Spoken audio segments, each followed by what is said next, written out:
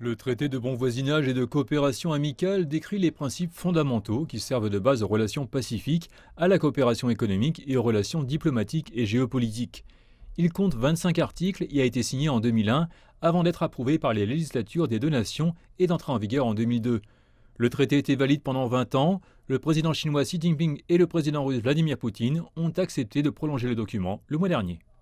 Le traité énonce les 5 principes de la coexistence pacifique comme critères de base guidant les relations bilatérales. Ces principes sont le respect mutuel de la souveraineté et de l'intégrité territoriale, la non-agression mutuelle, la non-ingérence dans les affaires intérieures de chacun, l'égalité et le bénéfice mutuel, et la coexistence pacifique. Sur la base des 5 principes, le traité dit que les deux parties respecteront la voie de développement choisie par l'autre partie, résoudront les différends et n'utiliseront ou ne menaceront d'utiliser la force ou des armes nucléaires l'une contre l'autre. La Russie reconnaît également la politique d'une seule Chine. Le traité a ouvert la voie à des réunions régulières à tous les niveaux pour renforcer la coordination sur diverses questions. Il englobe une approche mutuelle et coopérative de la réglementation des technologies environnementales et de la conservation de l'énergie, ainsi que de la finance et du commerce internationaux. Le traité a apporté de nombreux avantages économiques aux deux parties.